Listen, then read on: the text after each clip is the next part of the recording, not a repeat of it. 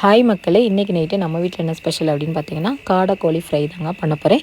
அதுக்கு கொஞ்சம் கார்ன்ஃப்ளவர் மாவு, சிக்கன் பொடி, இஞ்சி பூண்டு பேஸ்ட்டு, அப்புறமா மிளகு பொடி, மஞ்சள் பொடி, உப்பு, கொஞ்சமாக வத்தல் பொடி இதெல்லாம் போட்டுட்டு ஒரு அரை லெமனை சேர்த்து பிசைஞ்சிட்டு இந்த மாதிரி பேஸ்ட்டு தாங்க ரெடி பண்ணி வச்சுருக்கேன்.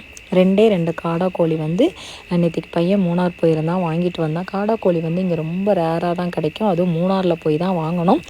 அந்த காடா கோழியை இந்த மசாலாவோடு சேர்த்து ஒரு 10 நிமிஷத்துலேருந்து 15 நிமிஷம் நல்லா ஊற வச்சுட்டு அதுக்கப்புறம் எண்ணெயை காய வச்சு அதில் இது ஒன்று ஒன்றா போட்டு அப்படியே பெரட்டி போட்டு ஃப்ரை பண்ணி எடுத்துட்டு பெரிய வெங்காயம், கறிவேப்பிலை இதை மேல்டாக்கில் தூவி இந்த மாதிரி தாங்க நான் செஞ்சு கொடுப்பேன்.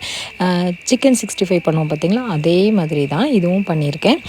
எனக்கு வந்து மிளகு ரசம் வச்சு அப்பளம் பொரித்து ஊறுகாய் இருக்குது, அதை வச்சு சாப்பிட்டுக்குருவேன். அத்தைக்கும் ஹஸ்பண்டுக்கும் பாவக்காய் குழம்பு இருக்குது. ஏன்னா இந்த காடை வந்து ஹஸ்பண்டும் சாப்பிட மாட்டாங்க, அத்தையும் சாப்பிட மாட்டாங்க. அதனால் அவங்களுக்கு பாவக்காய் குழம்பு.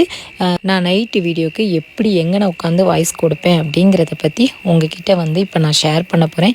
ஏன்னா நேற்றுக்கு நைட்டு நான் வாய்ஸ் கொடுத்துட்ருக்கும்போது ஒரு அனிமலை வந்து பார்த்துட்டேங்க. ஸோ அதை உங்ககிட்ட வந்து நான் ஷேர் பண்ணுறேன்.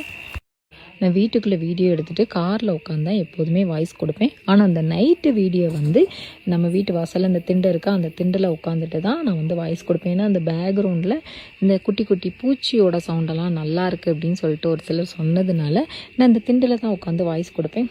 நேற்றுக்கு நைட்டு பார்த்திங்கன்னா அங்கேருந்து நல்ல இவ்வளோ உயரம் இருக்குங்க, சரியான உயரம். காட்டு பண்ணிங்க முதுன்னு ஒரு 4-5 குட்டியோடு சேர்த்து முதுன்னு இங்கே வரைக்கும் வந்துருச்சு.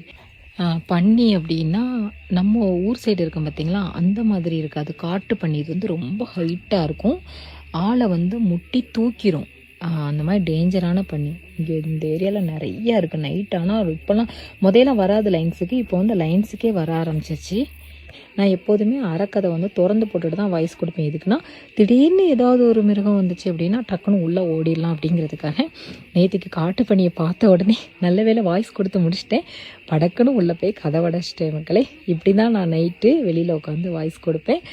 இந்த வீடியோ பிடிச்சிருந்தா மறக்காமல் லைக் அண்ட் ஷேர் பண்ணுங்கள். உங்கள் எல்லாருக்குமே குட் நைட். தேங்க்யூ.